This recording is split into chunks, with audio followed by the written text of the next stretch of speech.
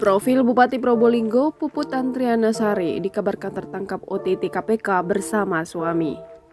KPK melakukan operasi tangkap tangan pada dua pejabat. Dua pejabat yang terkena OTT tersebut dikabarkan adalah Bupati Probolinggo Puput Tantrianasari dan anggota DPR RI fraksi Nasdem Hasan Aminuddin yang merupakan suaminya. Kejadian penangkapan tersebut terjadi di Kabupaten Probolinggo. Diketahui juga kalau Puput Tantrianasari dan Hasan Aminuddin masih dalam status terperiksa. Berikut profil Puput Tantrianasari.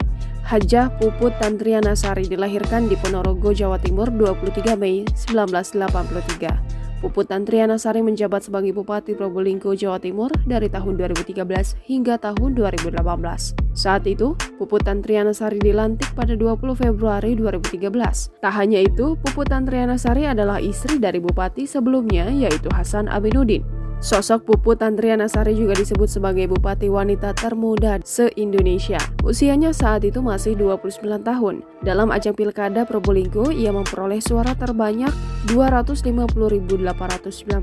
Suaranya mengalahkan pasangan Salim Qurais dan Agus Setiawan yang hanya meraih 190.702 suara dan pasangan Kusnaidi dan Wahid Nurrahman mendapat 28,33% atau 174.596 suara.